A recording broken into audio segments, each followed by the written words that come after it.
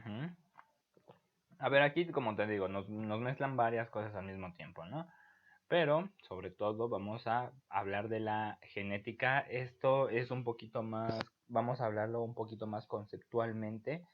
Em, a ver, habíamos hablado en el tema pasado sobre cómo se llamaban esas células que se especializaban en la reproducción.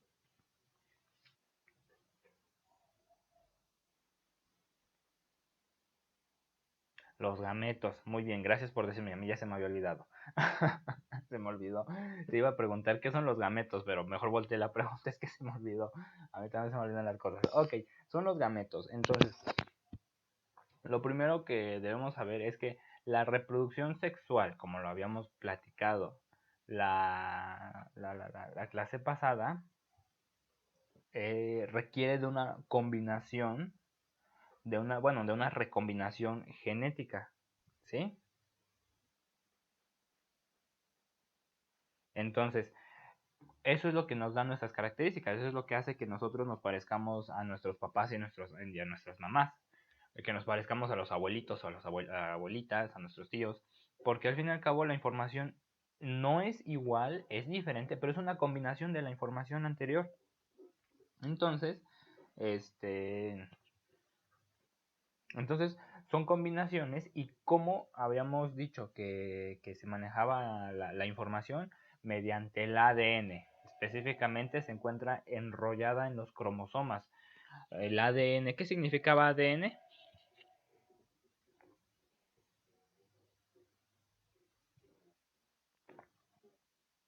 Acuérdate, ácido desoxirribonucleico.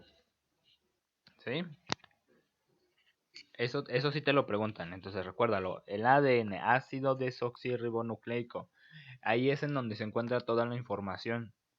Tiene toda la información. Esa información es la información del funcionamiento de cada una de las células. Cómo se van a manejar las hormonas, o sea, tiene toda nuestra estructura. Ese, ese, este, ese ADN. Entonces, toda esa información se encuentra enrollada ahí mediante como lo habíamos dicho, un hilo de doble hélice que se llama, que es el ADN, y, y todo se encuentra, digamos que en un paquete de información que se llama cromosomas. Entonces, cuando los gametos se unen, hay una combinación genética. El ser humano tiene 23 pares cromosomáticos, pero los últimos dos es lo que pues se dice que van a determinar el sexo del individuo, o sea sexo femenino o sexo masculino. Pero bueno, eso es como un adelanto de lo que vamos a leer. Comienza a leer, por favor, relación entre cromosomas, genes, fenotipo y genotipo.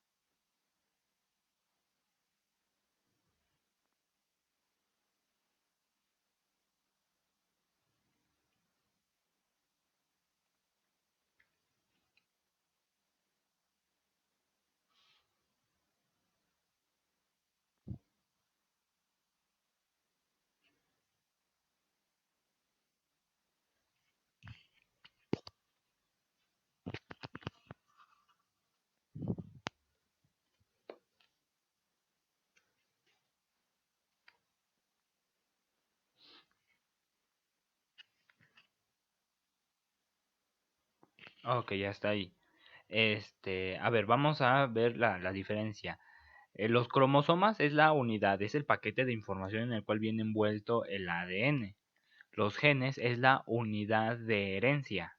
El fenotipo, no, perdón, el genotipo es toda la información de un individuo. ¿Por qué? Porque como te había dicho, los gametos tienen la información, portan la información de ambos padres, pero no siempre la información va a ser igual. Por ejemplo, una pareja pueden ser los dos morenos, entonces pues el hijo muy probablemente sea de un tono morenito de piel, pero, por ejemplo, ¿qué pasa si un papá tiene ojos verdes y la mamá tiene ojos cafés? La información de ambos va a estar ahí en el hijo, ahí va a estar la información, pero no se pueden manifestar las dos cosas al mismo tiempo, no puede tener ojos de color verde y de color café al mismo tiempo.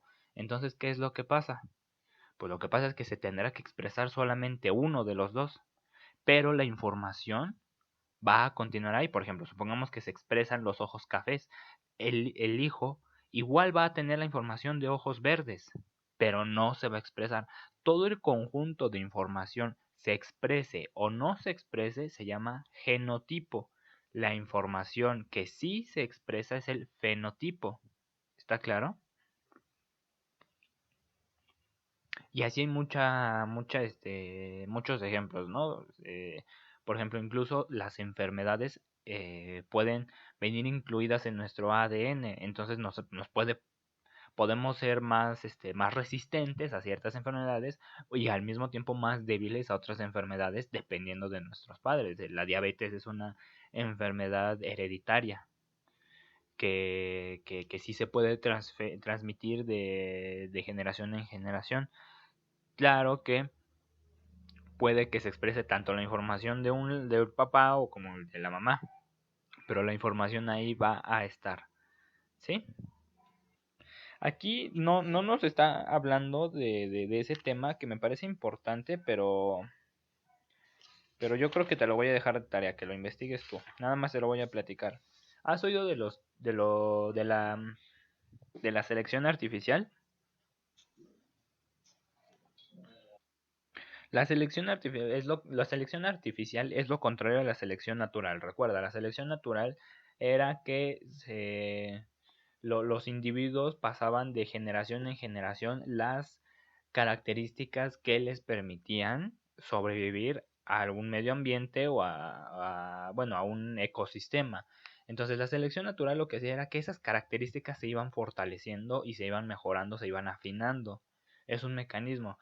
Pero nosotros los humanos hacemos algo que se llama selección artificial. ¿Qué es la selección artificial? Nosotros seleccionamos las características de los individuos que a nosotros nos sirven. Por ejemplo, ¿has visto cómo eran antes las sandías? Fíjate, vamos a ver, te voy a poner una imagen en el pizarrón de una pintura de hace muchos, muchos, muchos años, época colonial. Y mira, observa cómo era la sandía en estos tiempos y ve la diferencia a la de ahora. Mira, ahorita te la pongo.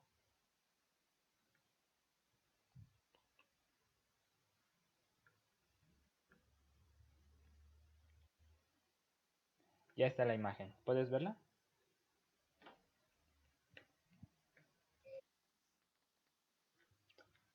Así era la sandía antes. ¿Cómo se ve?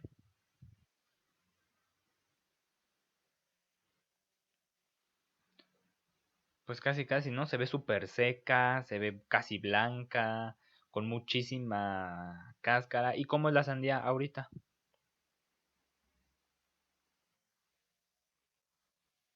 Es más pulpa, es más fruta que pues la cáscara, ¿no? Eso que y fíjate, son desde la época colonialista hasta acá, pues son unos 500 600 años. Y fíjate cómo ha cambiado, cómo el ser humano ha ido cambiando las frutas. Las frutas y las verduras no siempre fueron así como nosotros las tenemos ahorita, que son grandes, llenas de semillas, con pulpas, no, sino que los seres humanos hemos elegido las que más nos sirven y son las que se han perpetuado. También el ser humano, los científicos han tomado las características que más les sirven para que sobrevivan. Por ejemplo, el maíz también ha sido modificado genéticamente para que sea resistente a plagas, para que sea más grande, para que no se eche a perder tan fácilmente, para que sea resistente al medio ambiente.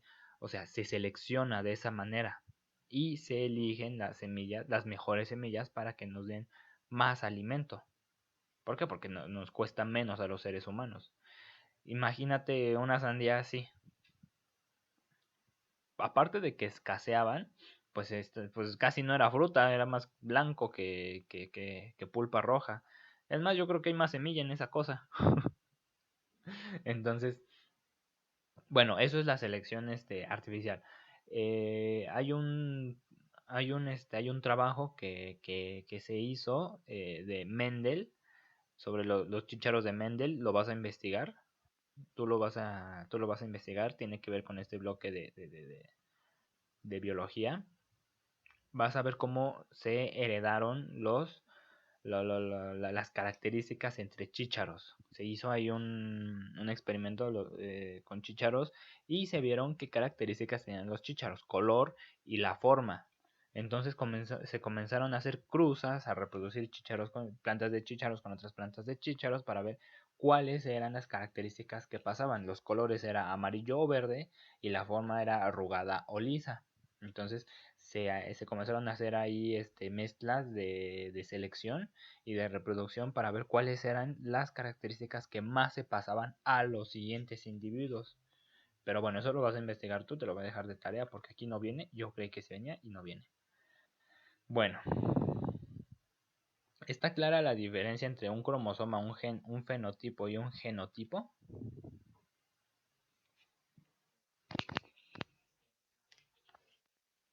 Ajá, es la información que no se expresa. Ujú. El cromosoma es la estructura física en la que viene envuelto el ADN y los genes es la unidad. Es la unidad. ¿Recuerdas que el ADN estaba formado por doble hélice y que tenía como eslabones, como escaloncitos? Bueno, pues un conjunto de esos escaloncitos es un gen. Un gen es lo que expresa. El ser humano también ha trabajado mucho con el ADN de las personas y, y ha podido desenvolver los genes para saber exactamente un gen que va a modificar de un individuo. Entonces se ha descubierto, por ejemplo, qué gen te predispone a enfermedades como el Alzheimer, qué gen te predispone a hacer a tener ciertas características físicas. Sí se ha descubierto ahí varias cosas. Y bueno, estamos de hecho eh, ante una era de mucho conflicto ético. Ahorita vamos a ver por qué. Sobre la modificación del ADN. Incluso, fíjate, esta vacuna nueva del coronavirus se hizo con ARN, que es ácido ribonucleico ARN, fragmentado. O sea, las vacunas antes, ahora sí que antes, se hacían con virus muertos. Mataban se hacía la vacuna mediante pedazos o fragmentos del virus, se inyectaban en el cuerpo detectaba un agente extraño, formaba anticuerpos para poder combatir a ese agente extraño y la información se guardaba. Ahorita con este virus no se puede hacer de esa manera, sinceramente desconozco por qué, porque no funciona este método, pero lo que se hizo fue tomar, no destruir el virus, sino destruir su ARN e inyectarlo en el cuerpo para que el cuerpo haga copias de anticuerpos que luchen contra ese ARN y así combatir al coronavirus. Pero bueno, pequeño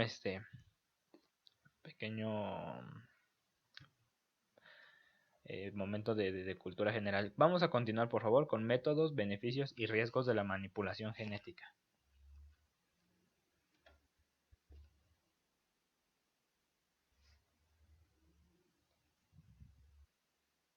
Continúa leyendo, por favor.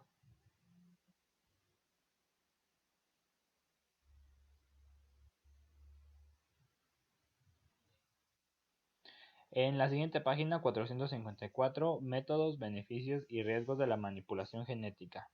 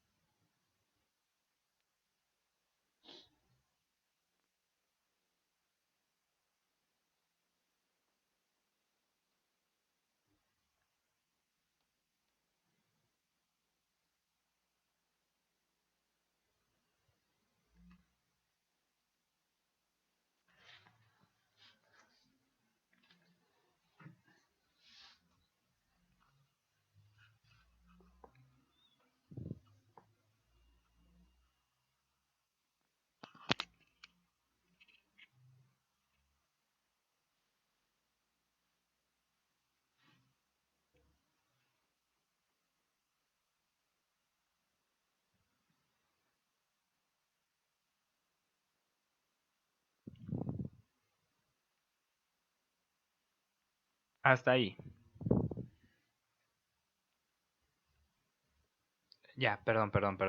Nada más para explicar esa parte. A ver, los cromosomas, como te digo, están constituidos por varios genes, o sea, los cromosomas son pedazos del ADN, digo, es una cadena larga de ADN, pero esa cadena se puede seccionar en genes, en unidades que van a expresar alguna información en el ser humano.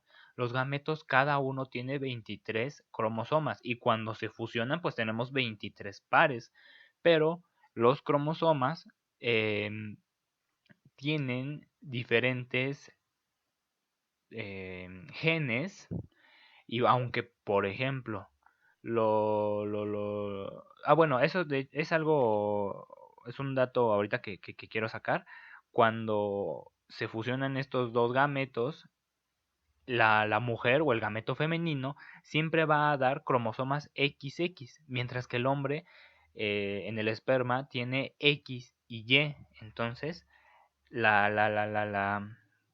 en realidad digamos que el que elige el sexo del producto es el hombre, no la mujer.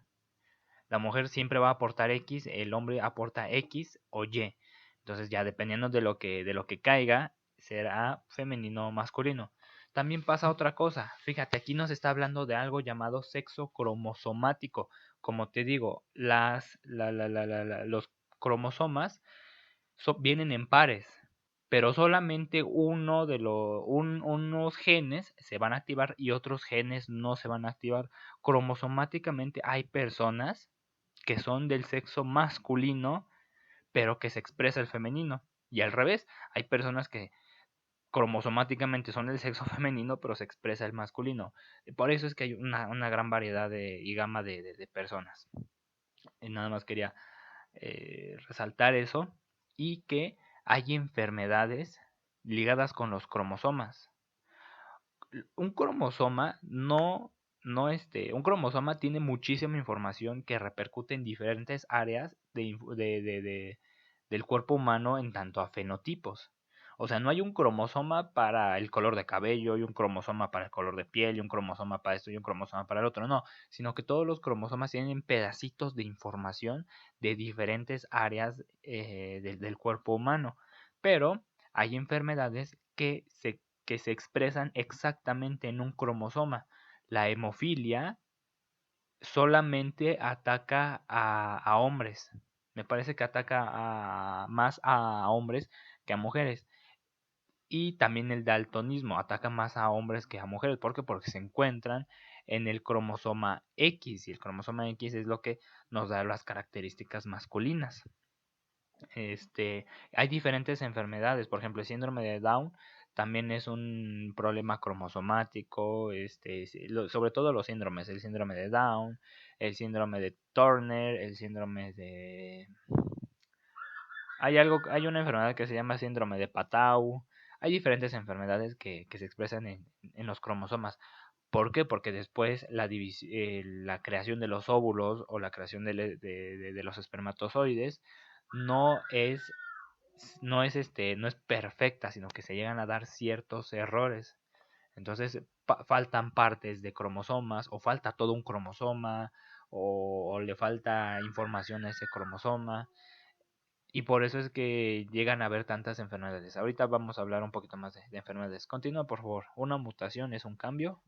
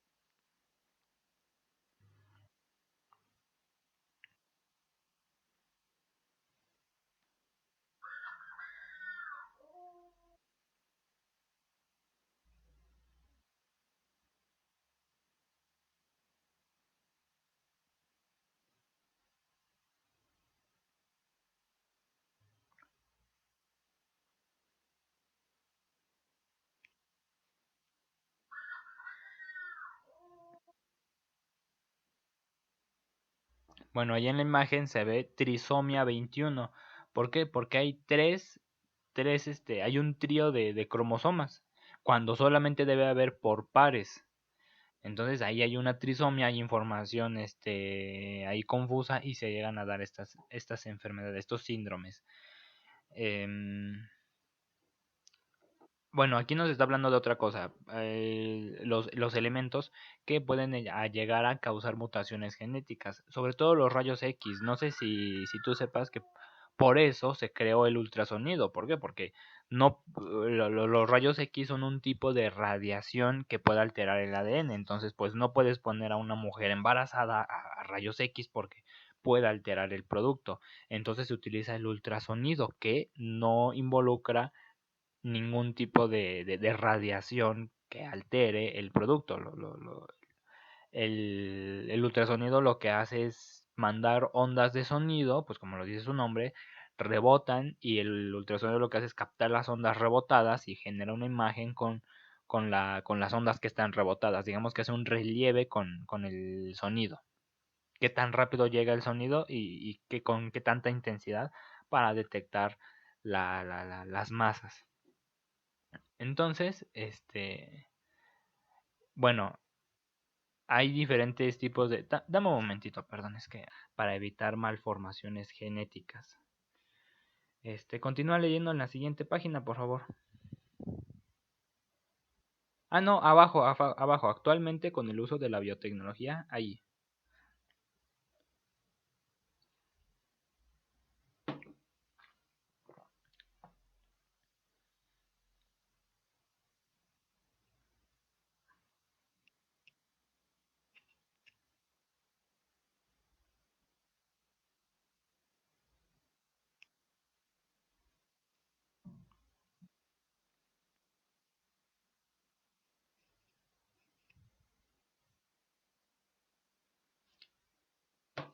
Sí, continúa en la siguiente página, por favor.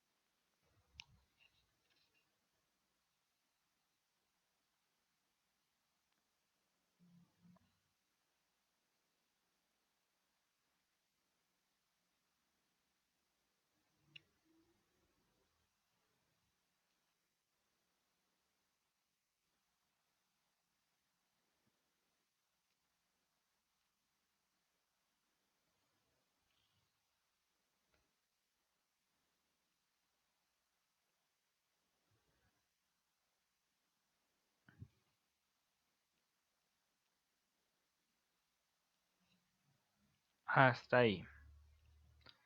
Bueno, aquí nos está hablando de cómo el ser humano ha utilizado los estudios del ADN para su beneficio. Por ejemplo, lo que habíamos hablado, ¿no? Sobre los alimentos. Gracias a estos adelantos tecnológicos es que ahorita a nivel mundial los seres humanos pasamos menos hambre.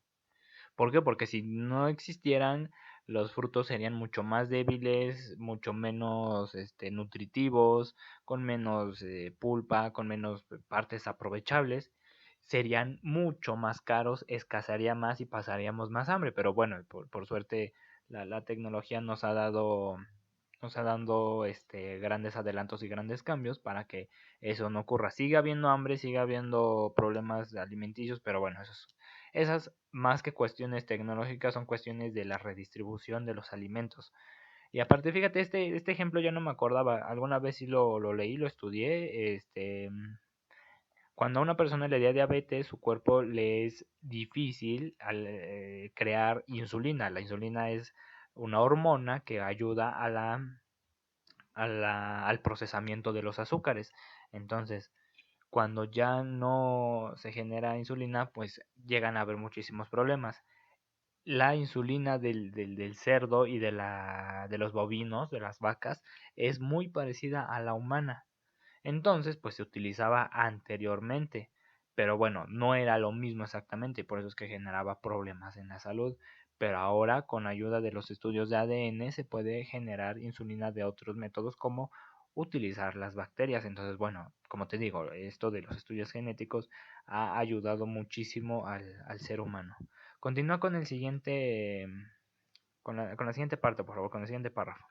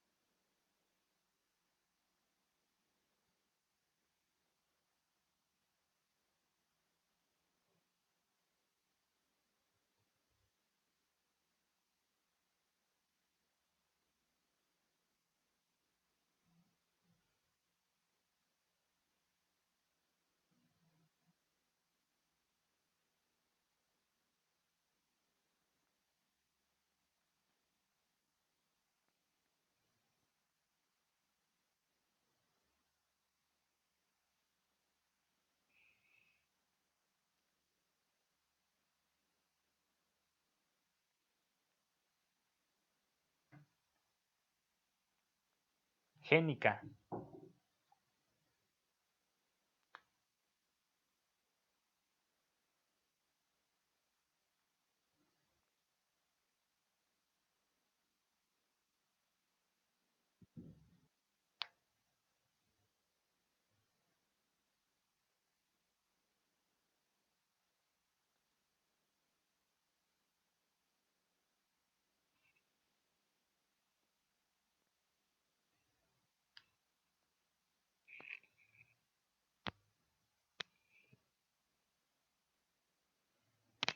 Ok, bueno, vamos a hablar de ahora los adelantos del ADN, pero en otra especie un poquito más, ¿cómo se dirá?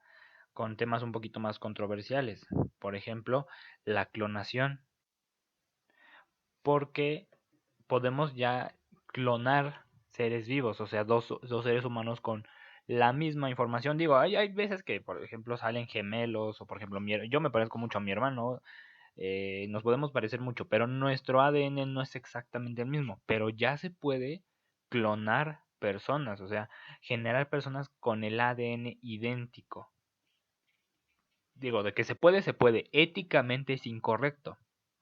Y ahorita es un debate que ha estado muchísimo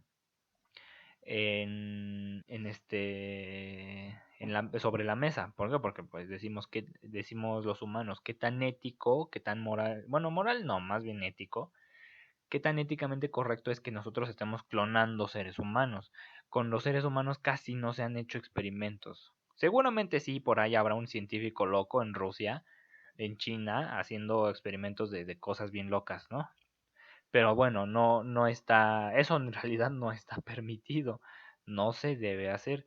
Con los animales es otra cosa. Por ejemplo, aquí estamos viendo el primer individuo clonado, que es la oveja Dolly. Fue un experimento muy famoso en su tiempo, la oveja Dolly. Pero ya no se ha, seguramente ya se habrá replicado en otros animales, pero como te digo, esto no se ha aplicado en seres humanos, porque comenzaríamos a tener muchísimos problemas éticos. Por ejemplo, ¿qué tan ético es que podemos detectar ya enfermedades desde antes que nazca o se desarrolle el feto? Entonces ya se le da a la pareja, se le dije, mire, su hijo puede presentar tal enfermedad o tal enfermedad. Ustedes deciden si llevan a conclusión el parto o si mejor se da el aborto. Pero ya no solamente va a ser elección de enfermedades, sino selección una selección artificial de seres humanos, lo cual éticamente, pues quién sabe si sea cosa buena o sea mala. Es un tema muy interesante. ¿Por qué? Porque ya no vamos a ser seres humanos solamente, sino que ya vamos a perfeccionar a los seres humanos. Entonces, ¿qué tan ético es el hacer eso, el meternos con el ADN de los seres humanos? Como te digo, ya no nada más prevenir enfermedades, sino que ya darnos características, no sé, imagínate seres humanos con mucha fuerza, inmunes a enfermedades, con mucha inteligencia, o sea, seguramente te digo, por ahí habrá un científico loco o algún proyecto secreto, pero aún no se ha llevado a cabo a nivel público. ¿Y cuáles serían las implicaciones? Nosotros, por ejemplo, no éticamente es incorrecto, o bueno, no está permitido el combinar ADN humano con ADN animal. Eso es una cosa que es una discusión que no se debe hacer por tales motivos, porque puede ocurrir esto, puede ocurrir otro. También hay cosas que son inhumanas. Tenemos, por ejemplo, nosotros los humanos, pues nos alimentamos de animales porque no tenemos, digamos, que otra opción, lo tenemos que hacer, es necesario, es nuestro alimento. Pero ya el causarle sufrimiento a animales, el causarle experimentación a otros seres vivos, pues ya como que comienza a ponerse rara la cosa. Por eso es que no se debe hacer. La experimentación genética también nos ha dado diferentes productos como mayores cantidades de carne, mayores cantidades de leche, de huevo. ¿Me oyes? Con muchos frutos y con muchos alimentos, lo que se conoce como alimentos transgénicos. Los transgénicos involucran varias cosas, tanto la manipulación genética como la selección artificial. Entonces, no todos los transgénicos tienen manipulación genética y no todos los transgénicos son por selección artificial. Y mucha gente dice, no, es que los transgénicos son malos, es que nos quieren matar, nos están provocando cáncer. Eso no es cierto, eso es falso. No provocan cáncer los transgénicos, no nos van a matar, y si no fuera por los transgénicos ya nos hubiéramos muerto de hambre hace muchísimo tiempo. Entonces, no son malos, nada más hay que investigar un poquito más y ver cuáles son los procesos y los mecanismos por los cuales se logran esos alimentos transgénicos. Y bueno, ya nada más para terminar voy a hablar bueno, voy a retomar un poquito lo que habíamos platicado. Estas tecnologías nuevas, éticamente y éticamente, hasta dónde podemos llegar, hasta dónde el ser humano puede llegar y hasta dónde es correcto llegar. Las tecnologías nos han ayudado en muchísimas cosas, a resolver muchísimos problemas del ser humano, pero también ha creado desastres.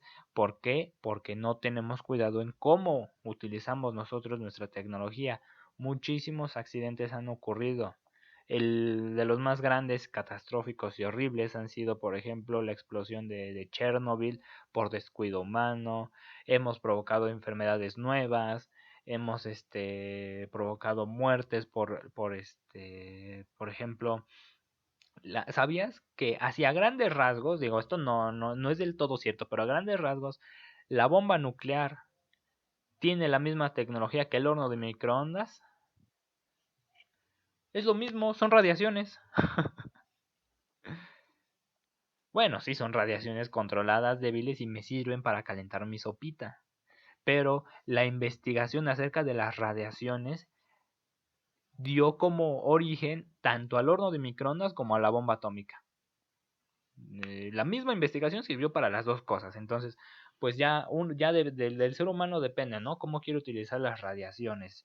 Si lo que quiere es calentarse su chocolatito abuelita o lo que quiere es volar en pedazos. Entonces, pues ahí está el problema y el dilema ético, ¿no? Muchas de nuestras tecnologías nos pueden ayudar, nos pueden beneficiar, pero también nos pueden ayudar a autodestruirnos.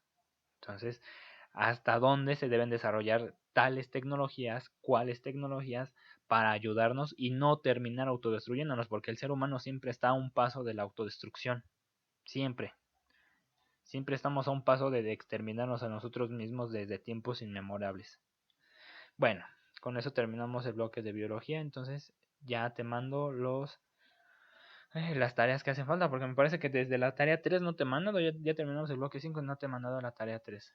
Ah, sí es cierto, nos faltó hablar de los métodos anticonceptivos, ¿verdad? De los métodos anticonceptivos y de enfermedades. Uy, pues vamos a hablarlo de una vez ahorita, ya que estamos en biología. Déjame busco, regrésate al bloque 4 por favor, y vamos a hablar de estas cosas horribles, ¿no?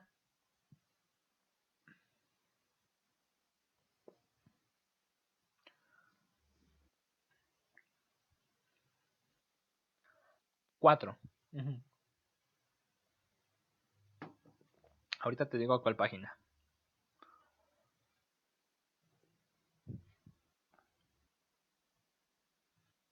Nada más que descargue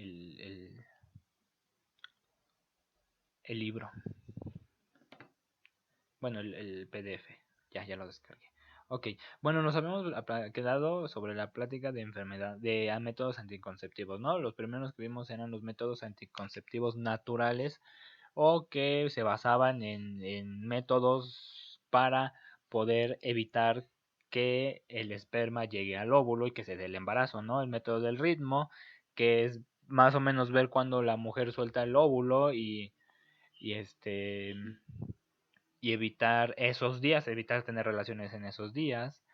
El moco cervical, que es una secreción espesa, ver cuando el moco es más espeso para que evite el paso del esperma y no se dé otra vez el embarazo. La temperatura basal es el monitorear la temperatura de la mujer para evitar tener relaciones en los días en los que hay mayor fertilidad.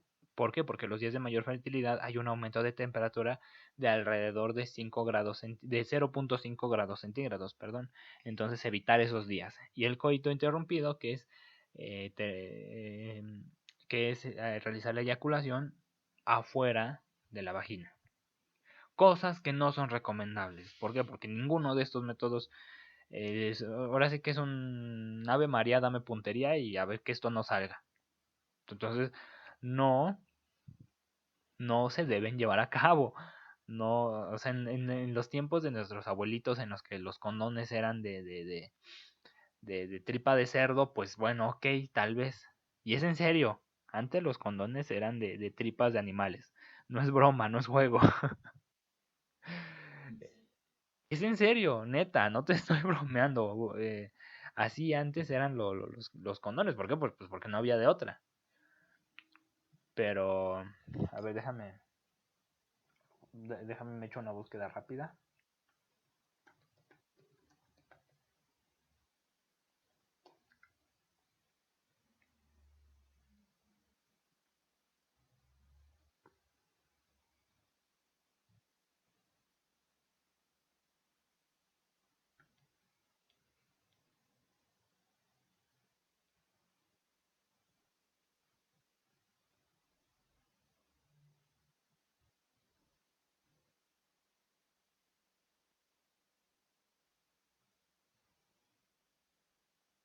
Pues mira, por ejemplo, aquí hay uno. Aquí hay unos. Déjame copio la imagen.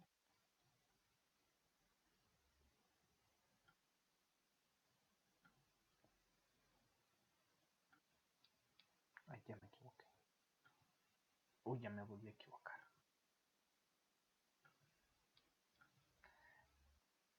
Ya está en el pizarrón 2, ahorita te carga la imagen. Déjame revisar estos, a ver, estos que te estoy poniendo son...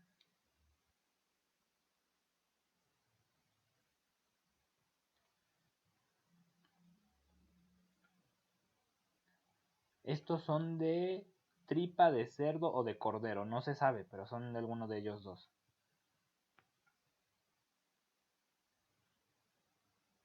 Sí, sí, muchas de las cosas que digo no son chistes, son en serio. Estos pueden ser... ¿Mandé? Estos son de tripa de cerdo o de cordero, no se sabe. Fueron encontrados, me parece que... A ver dónde dice... em,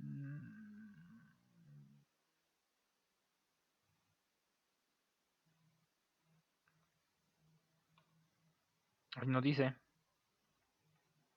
El Archivo Histórico Nacional, Toledo, España, trabaja desde siglos. Conserva un par de objetos, eran preservativos de la época, lavados de intestino de cerdo, diseñados para ser reutilizados. Su función, que como anticonceptivos era de ser escudo contra sífilis y gonorrea. Pero no dicen dónde.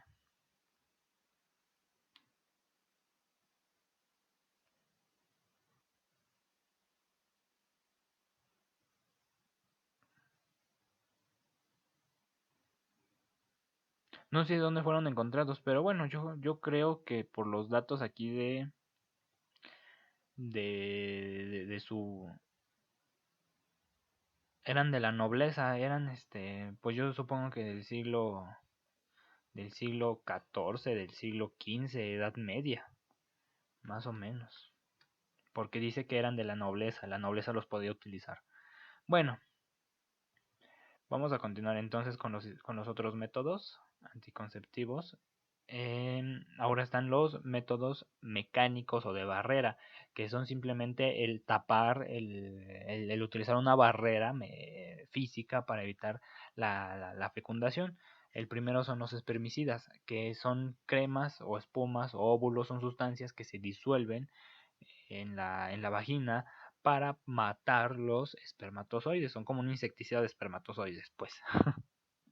Está el diafragma, que es como una, ¿cómo se dirá? Como una tapa. Imagínate una tapa de un bote, pero de plástico. Y eso es una barrera mecánica para que no llegue el esperma, que no pase. Digamos que es como tapar el conducto vaginal. Está el dispositivo intrauterino, que es esa forma de T, como se le llama comúnmente la T de cobre. Bueno, puede ser de cobre, de plástico, y se coloca de tal manera que se tapen las dos entraditas, se coloca dentro de la vagina para tapar las dos entradas o salidas de las trompas de falopio y que así no baje el óvulo. A veces estos se pueden recubrir con espermicidas para doble eficacia. Y ya por último está el condón masculino y el condón femenino. El condón masculino pues es el que va sobre el pene y el condón femenino se coloca unos instantes, unas horas antes de la relación sexual, se coloca dentro de la vagina y funciona pues como un condón.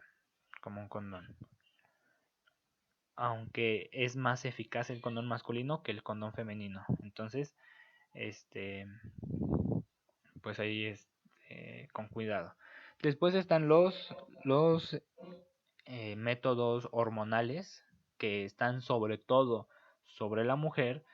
Por ejemplo, hay mujeres que toman pastillas para poder controlar las hormonas que dan pie al embarazo, disminuirlas o eliminarlas de tal manera que ya no se lleve a cabo el embarazo. Pero pues esas hormonas pueden consumirse de diferentes maneras. Por ejemplo, hay pastillas, hay inyectables, hay implantes subcutáneos. El implante subcutáneo es como un pedacito así se siente como un pedacito de plástico, un tubito que va debajo de la piel de la mujer y ya evita el embarazo. También hay anillos vaginales, que es un anillo que va dentro de la vagina y hace ahí ¿cómo se dice? La disolución de las hormonas. Están los parches transdérmicos, que es lo mismo. El parche es una telita que se pone sobre la piel y suelta hormonas. Y estas hormonas son las que van a inhibir el proceso de la preparación del cuerpo femenino para llevar a cabo el embarazo. Y están los de emergencia. Los de emergencia es cuando pues ocurre algo, ¿no? Se me deslizó el condón, se quedó adentro, se rompió, no me fijé, no me lo puse, pasó lo que sea que haya pasado y pues a ir corriendo a la farmacia por una pastilla de emergencia, porque esa pastilla de emergencia es un golpe de hormonas muy fuerte, de tal manera que tira el óvulo para que no se implante, le impide al óvulo plantarse sobre la vagina y simplemente se expulsa. Hay que tener cuidado, sobre todo, bueno, las mujeres, tú no eres mujer, pero sí que seas consciente que todos estos métodos anticonceptivos hormonales también les provocan muchos problemas a las mujeres, les provoca desde subidas de peso, depresión, mucha hambre, acné, problemas en la piel, o sea, tienen muchísimos problemas. Entonces también hay que ser conscientes de que no se le puede dejar toda la responsabilidad del método anticonceptivo a la mujer. También bueno, las dos personas siempre deben estar conscientes y siempre deben de tener en mente las consecuencias y los cuidados que uno debe tener al momento de tener relaciones. Actualmente, la guía todavía no lo tiene, pero actualmente ya existe un método hormonal para hombres. Ya no solamente para mujeres, sino también para hombres. Entonces ya ahora sí que pues ya no hay excusa, ¿no? En cuanto llegue a México ya se podrá utilizar. Y por último están los métodos reversibles. Bueno, se les llama irreversibles, pero no, sí son reversibles. La vasectomía y la salpingoclasia. La vasectomía es cortar el paso por donde va a pasar los espermatozoides para que no salgan y pues simplemente ya no hay espermatozoides, ya no hay embarazo. Y está la salpingoclasia. La salpingoclasia es el cortar los tubos de las trompas de falopio, separarlos para que ya no pase el óvulo. Ya si no hay paso del óvulo, pues ya está. ¿Sí? Entonces, simplemente cuidado. Mucho cuidado, por favor. No quieres un embarazo antes de tiempo. Te prometo que no lo quieres. Que menos si no está planeado. Es una cosa que, bueno, ¿qué te digo? Trae muchos cambios en la familia. Y también muchas cuestiones pues morales y éticas, ¿no? Pero no solamente se trata de prevenir embarazos, sino que también se trata de prevenir enfermedades. Hay que tener mucho cuidado por las enfermedades, porque ok, podemos prevenir un embarazo, pero aún así hay que estarse cuidando, hay que estar protegido porque puede haber una enfermedad de transmisión sexual. Y hay diferentes tipos, digamos que las más bonitas, por decirlo de una manera, porque ninguna de esas cosas es bonita, pero las más bonitas son la sífilis y la gonorrea. ¿Por qué? Porque se pueden quitar. Eso sí te va a doler, pero se pueden quitar. Hay enfermedades que ya no se pueden quitar, que una vez que te dan, se controlan, se manejan, pero ya son para toda la vida, mejor dicho. Ya uno ya vive con ello. Entonces, por ejemplo, de las bonitas, la sífilis, todas estas se van a transmitir por contacto sexual. Hay otros contactos, digo, hay otras maneras de transmisión, pero el más común es el de índole sexual. Se presentan heridas, úlceras en los genitales, te da fiebre, dolor de cabeza, cuerpo cortado, hay una inflamación de los ganglios y si te tardas mucho en detectarla, pues te puede llevar hasta la muerte, ¿no? Entonces, siempre que se tiene algo raro, algo que como que no cuadra, hay que ir inmediatamente al doctor. La gonorrea también. La gonorrea es una bacteria que se puede... Ah, eso es otra cosa. Las enfermedades de transmisión sexual no nada más dan ahí en los genitales, sino que también pueden haber otras zonas en las cuales puede haber una infección, en cualquier mucosa, boca, zona anal, incluso hasta en los ojos. Entonces, pues con cuidadito, ¿no? Como te digo, mucho cuidado. Hay que saber siempre qué es lo que estamos haciendo y con quién. Entonces, con cuidado. También la gonorrea pues es una infección, bueno, puede causar una infección bacterial y como todas las infecciones hay fiebre, hay cuerpo cortado, pueden, puede haber dolor en el abdomen, hay secreciones ¿cómo se llama? De pus mediante por el pene. Las mujeres también pueden tener pus por el área genital, vaginal, perdón. Y después llegamos a las enfermedades más feas. SIDA. Una cosa. Una cosa es el SIDA y otra cosa es el VIH. ¿Sabes la diferencia?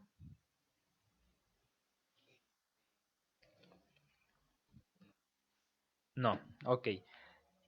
VIH. Virus de inmunodeficiencia humana. ¿Qué significa eso? Virus, pues es un virus, ¿no? Inmunodeficiencia es que el sistema inmunológico deja de funcionar. Humana, pues de los humanos, ¿no? Porque de hecho en diferentes especies hay diferentes tipos de virus de VIH. Nuestros virus de VIH no le hacen daño a otras especies y las de las otras especies no le hacen daño a los humanos. Pero por eso se llama VIH, inmunodeficiencia. El sistema inmunológico se vuelve deficiente. ¿Ok? Y otra cosa es el SIDA, que es el síndrome de inmunodeficiencia adquirida. El SIDA es el desarrollo de la enfermedad, o sea, el virus, el nombre de VIH es el nombre de lo que va a provocar el virus y el SIDA es lo que ya provocó o la enfermedad que ya es provocada. A ver, puede haber VIH sin SIDA y puede haber una persona con SIDA, pero que no se lo provocó el VIH. Por eso es que las cosas hay que plantearlas bien, son diferentes. Una persona que adquiere el VIH, si lo detecta a tiempo, se puede controlar mediante medicamentos y no pasa nada. Bueno, sí pasa, ¿no? Hay que tener mucho cuidado. Se tiene que continuar con los medicamentos, no se le pueden olvidar, tiene que estar monitoreando sus glóbulos blancos, debe tener una alimentación saludable, mucho ejercicio, debe tener muchos cuidados, pero tiene una esperanza de vida normal si se detecta a tiempo. Y hay gente que puede tener SIDA sin tener VIH. ¿Por qué? Porque el VIH no es el único que va a provocar el SIDA.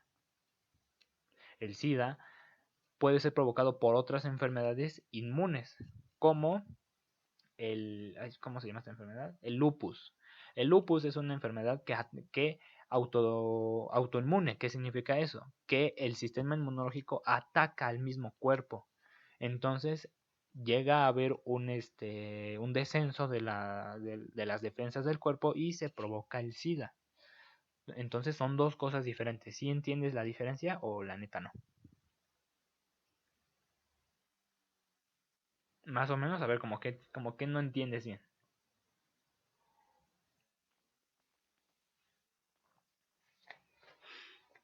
No, los dos se pueden tratar. No se curan del todo. Es que te digo, depende. El SIDA puede ser provocado por más cosas aparte del VIH. Y VIH es el virus. Es el agente. ¿Sí?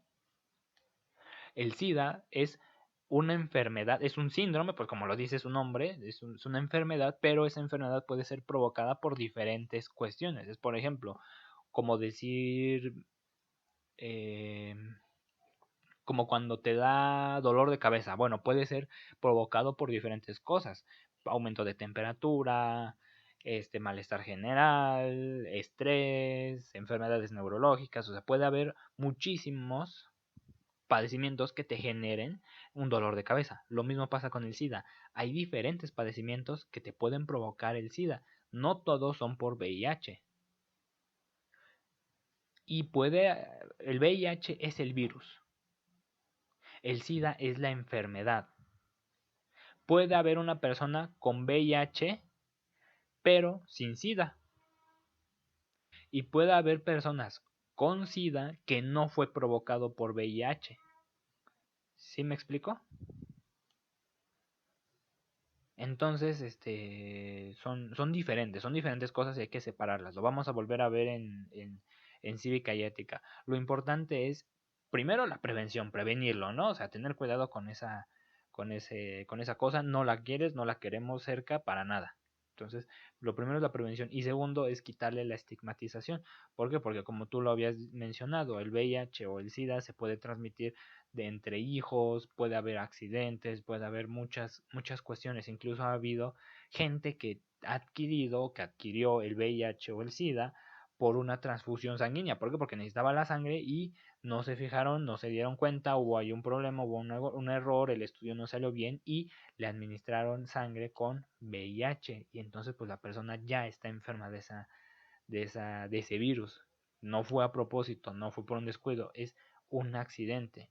Y también hay personas que, por ejemplo, por el uso de transfusiones sanguíneas, por agujas contaminadas, por jeringas, por la lactancia, es que adquiere el virus. Entonces, no siempre es como, pues como no lo imaginamos, ¿no? Ese prejuicio, hay que quitarnos tantos prejuicios de la cabeza de muchísimas de las cosas. El SIDA y el VIH son una cosa que hay que quitarle prejuicios. Es una enfermedad y no tiene nada que ver con el estilo de vida de una persona. Pueden haber pues accidentes, ¿no? Hay diferentes tipos de pruebas para poder saber si una persona tiene SIDA o VIH. Hay pruebas rápidas. Hay una prueba que se llama ELISA, que detecta la presencia de anticuerpos por el VIH. Cuando entra el VIH al cuerpo, el cuerpo inmediatamente manda a hacer anticuerpos, pero pues lo que no sabe el cuerpo es que el virus de hecho mata a los anticuerpos y la prueba ELISA lo que hace es medir la cantidad de anticuerpos de, de tal manera que si hay muchos anticuerpos que combaten el VIH es porque pues hay VIH. Bueno, vamos con la siguiente enfermedad, que es el herpes genital. El herpes es otra enfermedad que no se puede quitar. ¿Por qué? Porque herpes hay muchísimos tipos, hay toda una familia de herpes, pero solamente poquitos son peligrosos. Hay de hecho a grandes rasgos tres tipos de herpes. Los herpes benignos, que es como cuando nos sale un fogazo, que nos sale una heridita en la boca, una úlcera en la boca y se cura en unos días y ya no pasó nada. Alguien lo pegó, alguien se lo pegó a la persona, pero bueno, es una cosa que es que no causa tanto daño, ¿no? Es una heridita en la boca y se quita en unos 3 4 días y ya, no pasó nada. Pero hay diferentes tipos de herpes. Hay un herpes peligroso que da en la piel. Yo tuve un familiar con ese tipo de herpes y, y provoca úlceras así a nivel general en la piel. Se quita, se medica, se trata y no pasa nada, pero pues sí es una enfermedad que se llega a contagiar. Y después está el herpes genital, que es un herpes que solamente da en los genitales y bueno, pues no se quita, es una enfermedad crónica, se transmite por contacto sexual y, y solamente hay un control de los síntomas, ya no se quita, ya se vive con ello para siempre. También hay que tener cuidado. Y la última enfermedad, el virus del papiloma humano. El virus del papiloma humano también es muy parecido al herpes, en tanto a que hay dos tipos. Uno benigno que causa verrugas en la piel. No sé si has visto a alguien que tenga verrugas en la piel. Ujú.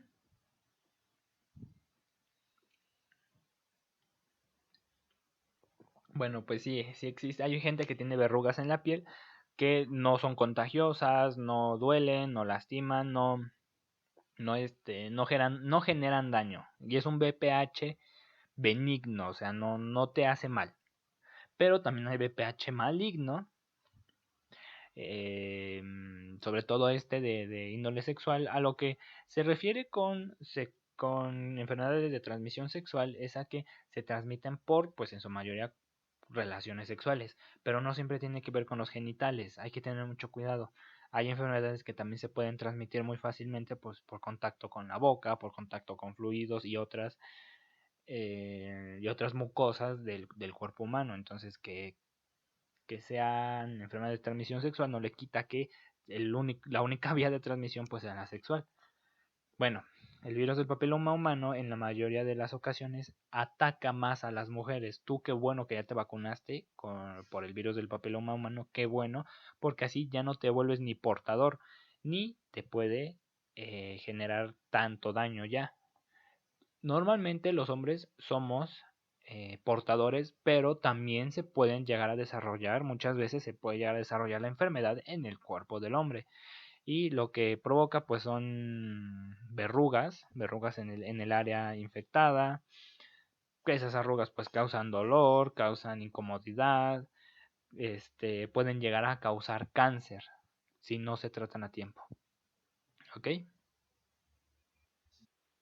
Y pues ya, nada más como punto final, las maneras de evitar este tipo de enfermedades es primero la prevención, ahora sí que lo que nos dicen lo de siempre, no tener relaciones sexuales para no contagiarnos, lo cual pues a veces puede llegar a ser complicado. Entonces pues siempre hay que tener protecciones anticonceptivas, hay que saber también con quién se tiene relaciones sexuales, ahora sí que no con cualquier persona que no se encuentre por ahí. Hay que conocer a las personas, hay que tener mucha confianza, hay que estarse monitoreando y ya si se tiene una pareja, pues si las dos personas están saludables, pues la monogamia, la fidelidad mutua, bueno, la monogamia, o sea, solamente tener una sola pareja y se puede llegar a, si se tiene un método anticonceptivo hormonal para él o para ella, pues se puede llevar a cabo las relaciones sexuales sin protección. Claro, siempre que se tenga esa confianza y esa monogamia, ¿sí? ¿Alguna pregunta, alguna duda? Vamos a tomarnos 7 minutitos en lo que nos estiramos y ahorita vamos con física, ¿vale? Ya terminamos lo de biología. Entonces nos vemos aquí a las 2:24.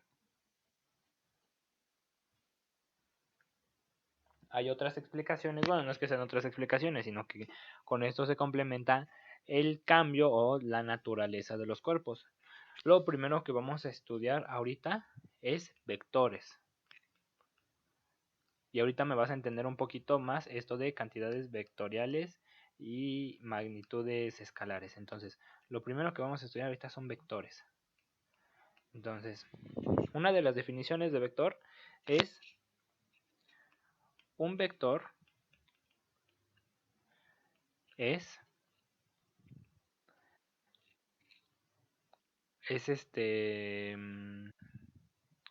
el conjunto de una magnitud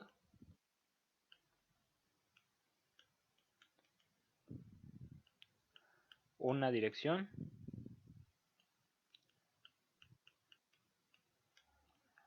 y un punto de aplicación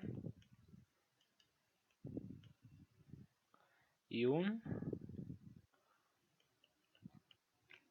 punto de aplicación.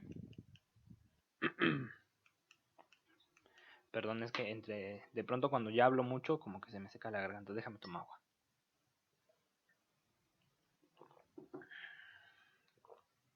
Yo ahorita había dejado un plato con manzana y ay, se me antojó, ya me lo fui a comer, ya me lo acabé.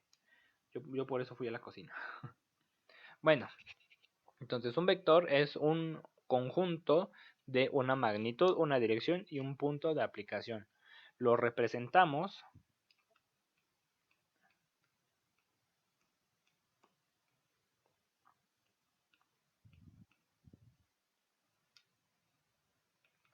con una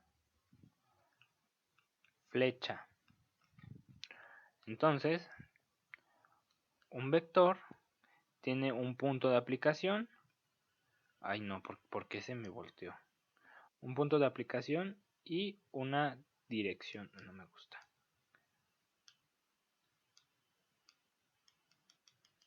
Ay, esto ya no quiere. Bueno. Ay, caray, no se pinta. Espérame. ¿Qué pasó? Lo representamos con una flecha. ¿Por qué? ¿Por qué me está fallando?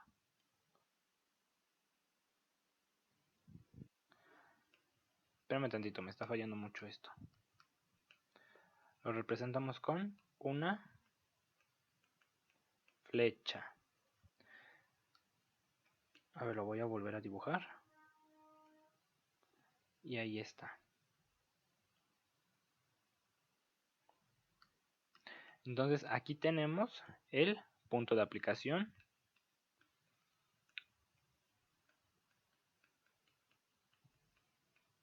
El largo del vector es la magnitud. O sea que si tenemos un vector corto es una magnitud pues pequeña. Si tenemos un vector más largo es una magnitud más grande. Y la flecha me va a representar la dirección.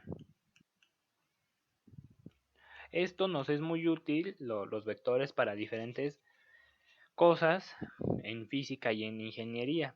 De hecho, hay todo un área de estudio acerca de los vectores porque me puede generar algo que se llaman curvas, bueno, curvas con dirección, o sea, me ayuda porque me da una dirección. Por ejemplo, nosotros en matemáticas estudiamos la ecuación de una recta, estudiamos la ecuación de parábolas y hay muchísimas figuras más que podemos estudiar, pero hasta ahorita, por ejemplo, nosotros estudiamos la recta y la parábola, pero digamos que así nada más.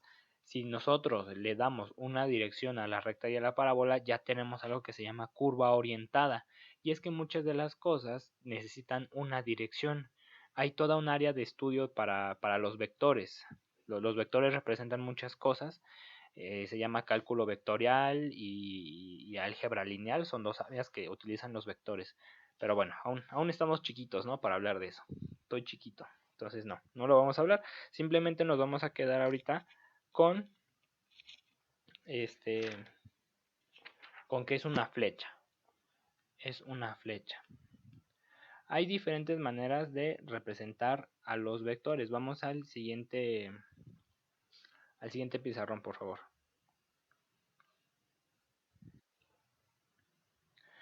Por ejemplo, para empezar, las fuerzas, la fuerza es una magnitud vectorial, pero ahorita vemos qué es la fuerza. Entonces, supongamos que tenemos una fuerza, su punto de aplicación está ahí en donde está el punto, tenemos una magnitud de ese largo del vector, tenemos una dirección hacia donde nos apunta la flecha, entonces nosotros llamamos a los vectores así, les ponemos una flecha arriba, así, o una flecha así, no importa, es una flecha, ¿sí?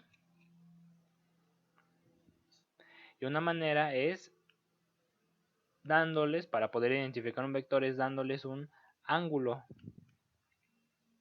¿Por qué? Porque podemos tener vectores así, podemos tener vectores así, por ejemplo, el ángulo ya cambió, es un ángulo ahora diferente. Ok, ahorita no vamos a estudiar tanto los vectores con ángulos. Porque no son un poquito más complicados. Entonces, nada más nos vamos a quedar con ese tipo de vectores. No vamos a meter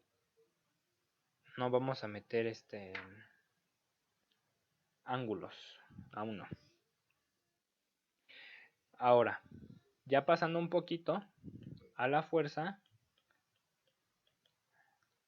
vamos a llamarle a la fuerza que es una cantidad vectorial que se mide en newtons. Así como, por ejemplo, la velocidad se mide en metros sobre segundo en el Sistema Internacional de Unidades, la unidad que mide la fuerza se llama newtons o newton y las unidades son kilogramo por metro sobre segundo al cuadrado. Perdón, es que me estoy acordando de esto apenas. Kilogramo por metro sobre segundo al cuadrado. ¿Ok?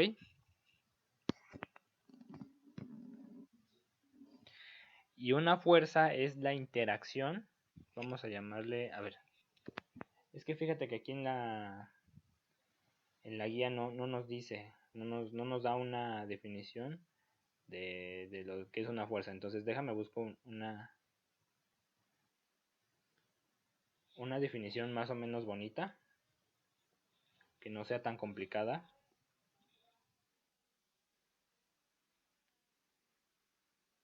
A ver, vamos a llamarle de la siguiente manera. Capacidad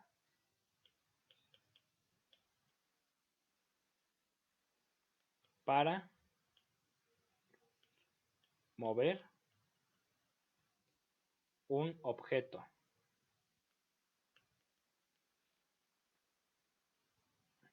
Un objeto o para deformar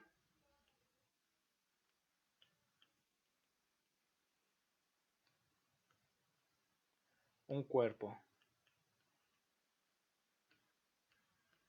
Ya está. Entonces vamos a llamarle a que la fuerza es una capacidad para mover un objeto o para la deformación de un cuerpo. Se mide en newtons y es una cantidad vectorial. Vamos a hacer sumas de fuerzas. Por ejemplo, si nosotros tenemos una fuerza F1 igual a 3 newtons y tenemos una fuerza F2, me faltó la flechita arriba, F2 igual a 5 newtons, entonces la suma de esas fuerzas F1 más F2, ¿a qué será igual?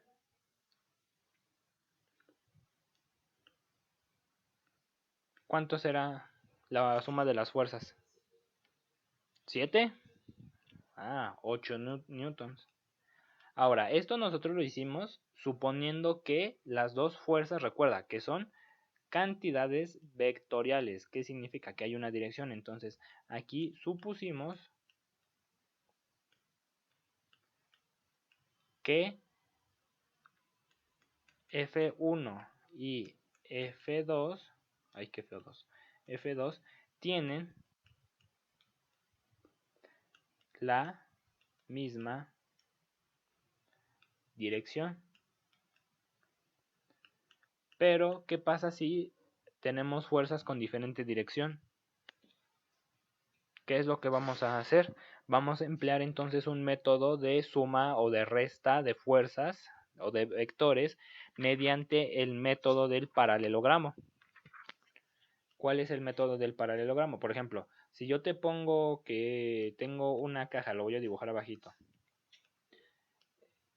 Si supongamos que yo tengo una caja. No se dibuja una caja. Ahí está, supongamos que tengo una caja, ¿no? Y que le voy a aplicar una fuerza de esta manera, pero al mismo tiempo hay una fuerza F2 que está de esta manera. Supongamos que este es F1 y este es F2. Entonces yo quiero saber la suma de ambas fuerzas. ¿Cómo lo voy a saber? Bueno, hay un método que se llama el método del paralelogramo. Vamos a ver. Aquí, bueno, lo podemos hacer de diferentes maneras, ¿no? Incluso podemos utilizar ángulos, por ejemplo, para poder saber la fuerza resultante. Pero te digo, no nos vamos a meter con ángulos. Tenemos métodos para problemas sencillos que no requieren tantos problemas con ángulos. Entonces vamos a estudiar método. Ve al siguiente pizarrón, por favor.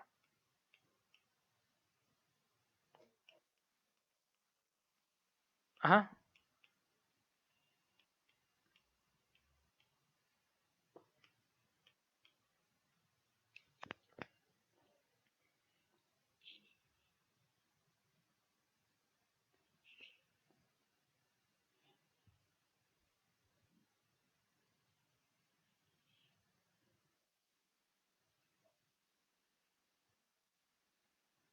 ¿Ya? Ok. Entonces vamos a ver el método del paralelogramo. Vamos a poner un ejemplo. Supongamos que... ya me equivoqué.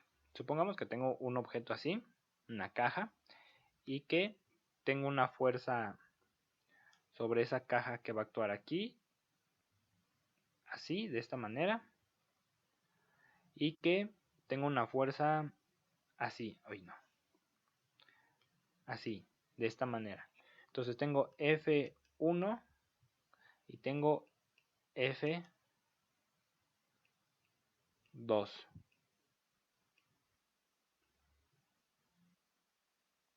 ¿Cómo le hago para sumarlos? Lo que voy a hacer es tomar la fuerza 1, por ejemplo, voy a tomar la fuerza 1, supongamos que aquí está el punto de aplicación, voy a tomar la fuerza 1, que es más o menos así, y después, este es F1, y después, donde termina F1, que es en la flechita, voy a poner F2, o sea, la dibujo así, F2. Ay, no me gusta cómo está saliendo. Esta es F2, ¿sí? Pongo una enseguida de la otra, ¿ok? ¿Me explico? Y la fuerza resultante es este vector, o sea, el que va desde el principio del primer vector hasta el final del último vector. Déjame lo dibujo mejor. Así. Este vector que está aquí es F1 más F2. ¿Sí?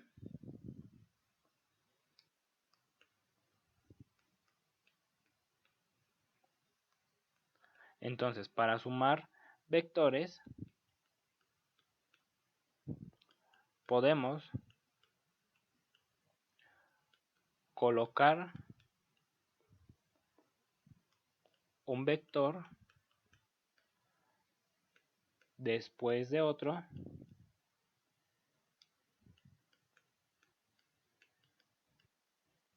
y dibujar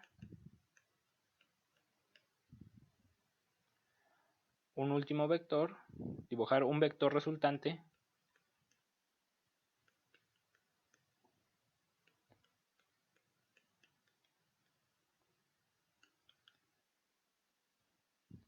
que vaya desde el comienzo del primer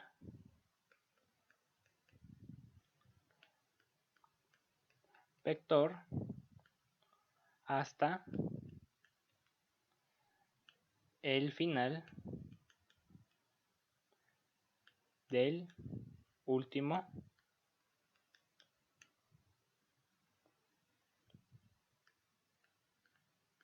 vector. Entonces vamos a ver más ejemplos. Otro ejemplo.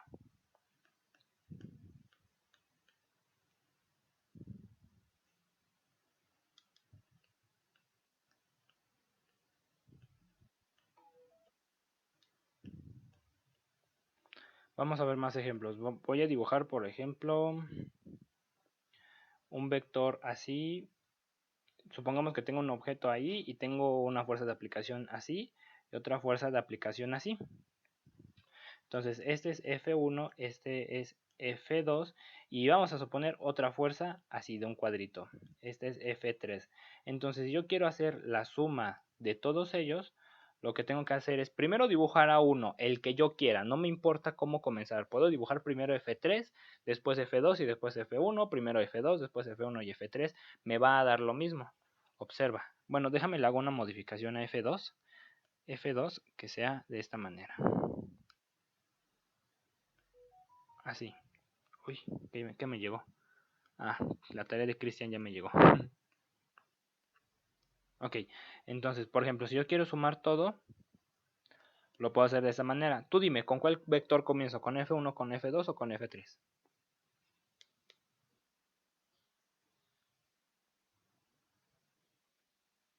Pues con el que sea, ¿no? A ver, por ejemplo, voy a comenzar con F3. Ahorita vamos a hacerlo en diferente orden. Entonces, este es F3. Después voy a ir con F1.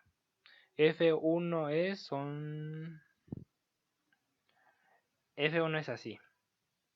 Este es F1. Y después voy a colocar el vector F2, que F2 es así. Uy, me salió muy chueco. Ahí está, F2. Ay, me faltan las flechitas de arriba. Son vectores.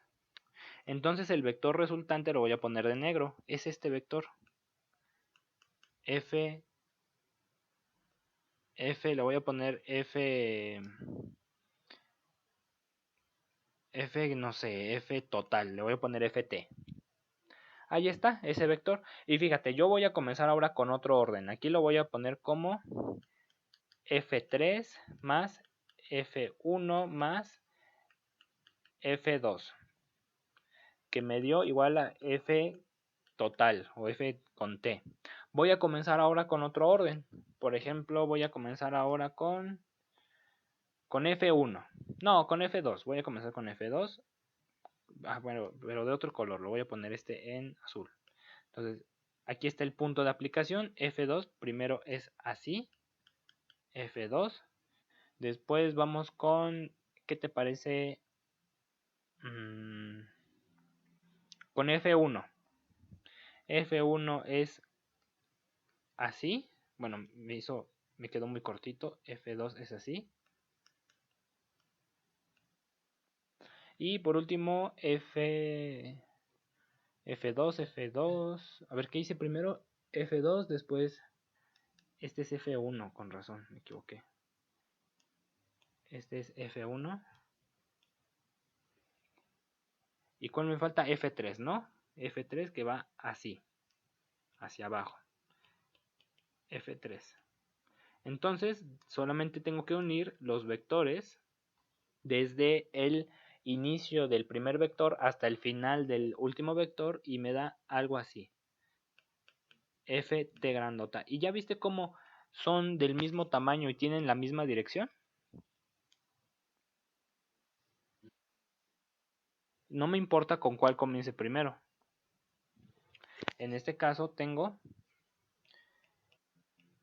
F2 más F1 más F3.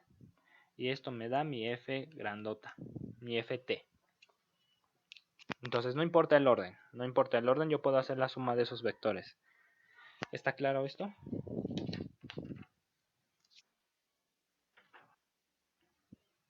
Entonces vamos a hacer más ejemplos. Vamos al siguiente pizarrón.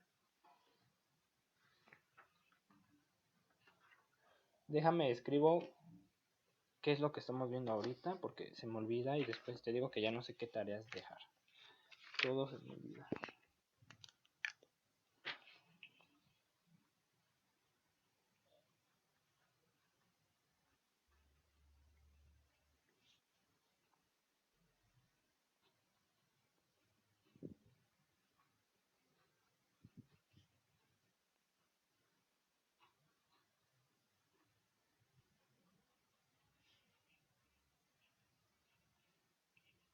Ya está, perdón. Perdón por la tardanza. Entonces, vamos a ver otro ejemplo. Ay, pero con otro color.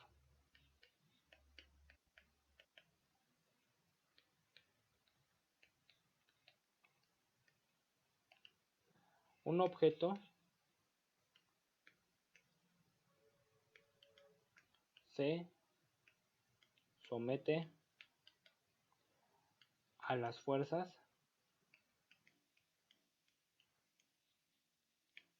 F1,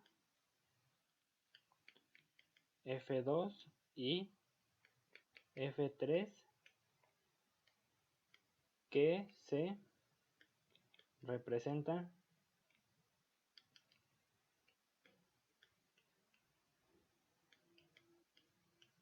en el siguiente gráfico.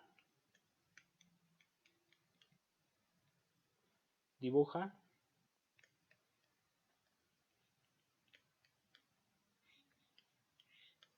el vector resultante.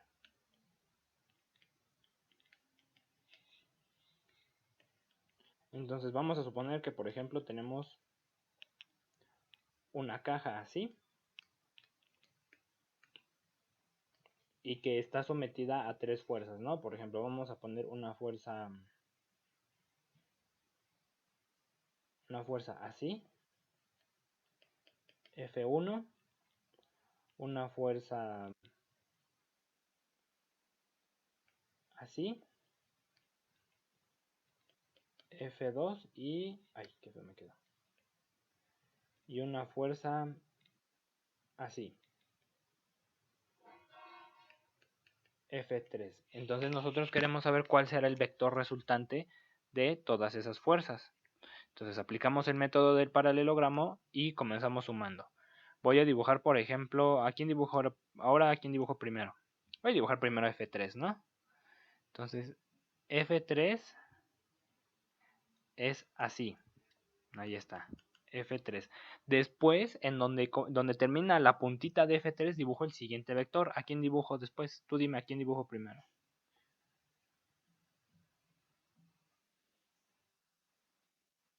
F2, ok. Entonces tú dices que dibujamos a F2 y F2 es más o menos... Son 2, 2 y 1, 5. Ok. F2 es así.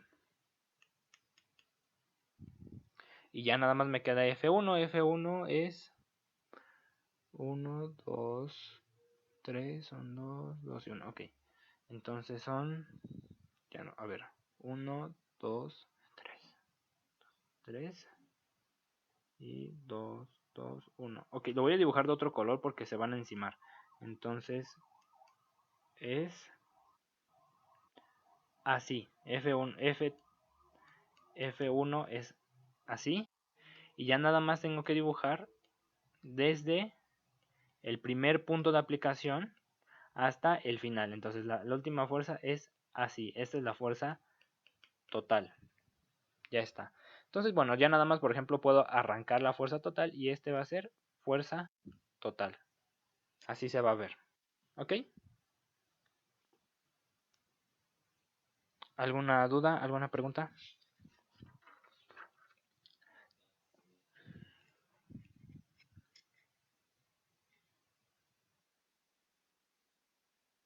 ¿No?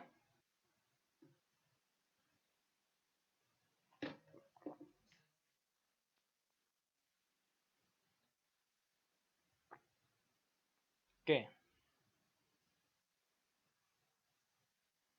El de color negro es la fuerza resultante. Sí, la fuerza resultante es el vector que se dibuja desde el principio de la primera fecha, sí, de la primera flecha hasta el final de la última flecha que hayas dibujado. ¿Sí?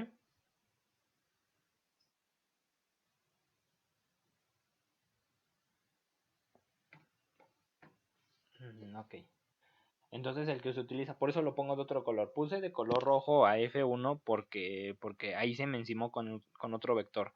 Entonces por eso lo puse de color rojo. Pero el resultante es el de color negro. A ver, déjame lo anoto. La fuerza resultante, resultante es Ft. Que más o menos se ve así, ¿no? A ver, abre tu guía en la página. Uy, es que no va a ser igual. En el segundo bloque de física, por favor.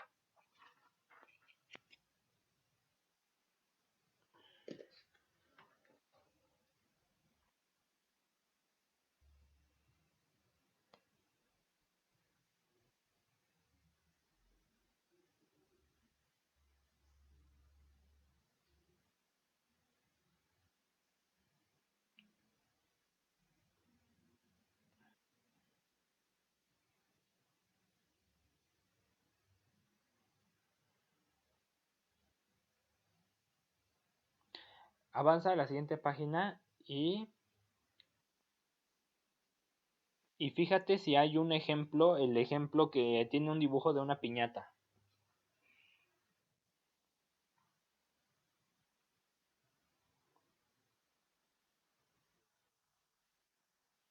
Ajá. A ver, contesta esa. ¿Cuál sería la respuesta correcta?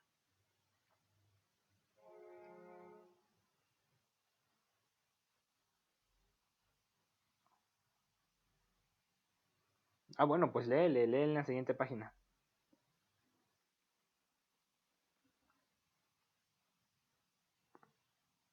Bueno, es lo mismo que estuvimos viendo ahorita, pero es que el método del triángulo es cuando hay 3 flechas nada más o cuando hay 2 flechas. Pero es lo mismo el método del triángulo, el método del paralelogramo, es lo mismo que vimos.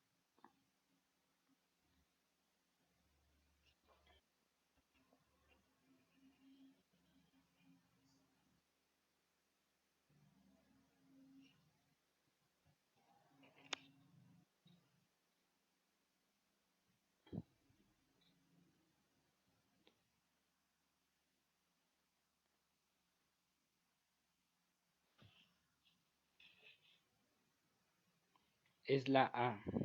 A ver, déjame revisar. Sí, sí, correcto, es la A. Lo que pasa es que ahí lo dibuja de manera diferente. Mira, fíjate. Ve al pizarrón, por favor. Y por ejemplo, F1 se ve así, ¿no? Ay, me salió muy chueco. F1 se ve así. Y si después de F1 le pones F2, si pones F2 así, ay, está muy largo ahora. Si pones F2, entonces la fuerza resultante más o menos quedará como por acá. Pero fíjate como si yo muevo esta F2, no, es que quedó muy feo. Si yo muevo este F2, lo muevo, ay, ¿por qué no se mueve? Lo muevo hacia acá, me da el F, esta F que está aquí. Este que está aquí, digo, también está chueco mi dibujo, ¿no? Ahora, si yo, por ejemplo, por eso están esas líneas punteadas. Esas líneas punteadas representan el vector contrario. Y si yo, por ejemplo, F1 ahora lo muevo así, pues más o menos me da la fuerza resultante, que es la de color rojo. Que te estoy dibujando de color rojo. Ay, me quedó todo bien chueco. Entonces, pues sí, es la A. Aquí lo que debes ver siempre es que la fuerza 1 y la fuerza 2 siempre tengan la misma dirección que tu problema o que en tu dibujo. Por ejemplo, en las piñatas, pues tenemos ahí cómo jalan la piñata de una para un lado, pero para arriba y la otra del otro lado y también hacia arriba.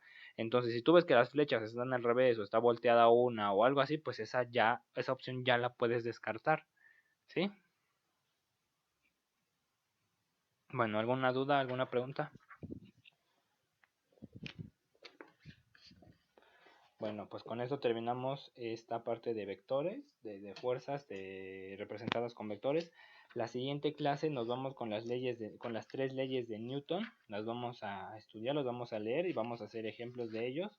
Y después vamos a ver cómo se interactúan de diferentes maneras las fuerzas. ¿Por qué? Porque dependiendo del fenómeno que tengamos es que la fuerza va a interactuar matemáticamente. Por ejemplo, podemos tener pares de fuerzas, podemos tener fuerzas en un torno, en una palanca, en una polea móvil, en un plano inclinado, tenemos las fuerzas gravitacionales o bueno, las leyes de gravitación universal, tenemos los diferentes tipos de energía como eh, la energía cinética y la energía potencial. Eso lo vamos a ver en la siguiente clase, ¿vale?